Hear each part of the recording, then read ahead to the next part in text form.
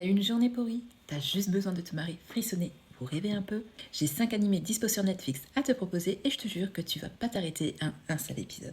Aujourd'hui, on fait une petite pause dans les reviews lecture parce que j'avais trop envie de te parler de ces animés. Tous ces titres sont disponibles sur Netflix. Je les ai regardés récemment et j'ai vraiment adoré. C'est pour ça que je te les partage. Et on commence avec Black Clover. Ok, faut le dire tout de suite, Asta crie tout le temps. Mais on apprend à l'aimer quand même. À part ça, ce shonen est une vraie bombe. De la magie, des combats épiques, des persos super attachants et une vraie montée en puissance. C'est un animé ultra motivant, parfait si t'as besoin d'un petit boost d'énergie. C'est explosif, c'est un shonen pur jus et franchement, plus t'avances, plus t'es accro. Mais je te préviens, si tu es comme moi, tu vas filer en librairie pour avoir la suite en manga, pour savoir ce qui se passe. Mais si t'aimes les héros un peu plus ambigus, il y a The Eminence in Shadow, un héros complètement obsédé par le fait de devenir une ombre toute puissante. Sauf que tout ce qu'il invente devient vrai sans qu'il le sache. C'est absurde, stylé, parodique et franchement, j'ai passé un super moment.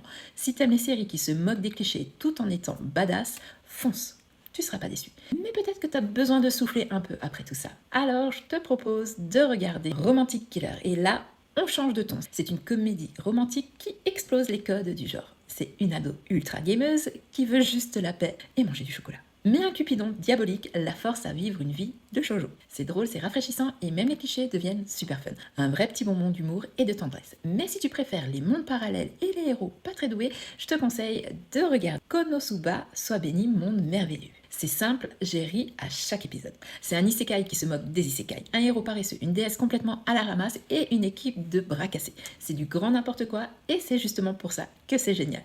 Et si t'aimes plutôt les univers mystérieux et un peu plus profonds, et en plus il est assez rapide, je te conseille de regarder Ultramarine Magmel. Une nouvelle terre apparaît pleine de dangers et de créatures jamais vues. Un explorateur surpuissant est là pour sauver les imprudents, mais aussi pour dévoiler les secrets de ce nouveau monde. C'est sombre, poétique et assez sous-coté. Et non, je te parle pas des carnets de l'apothicaire parce que je suis sûre que tu l'as déjà vu. Mais sinon, ajoute-le à ta liste, parce qu'il est toujours sur Netflix. Alors, tu les connaissais tous? Tu valides? Tu veux d'autres recos? Dis-moi en commentaire si t'en as vu, ton préféré ou celui que tu as envie de voir en premier. Et si tu as une reco à me faire aussi, n'hésite pas, je suis preneuse. Et pas d'inquiétude, mardi prochain, on revient au manga papier comme d'hab. Mais entre deux lectures, ça fait du bien de plonger dans un bon animé. Et nous, on se retrouve la semaine prochaine pour un nouveau manga.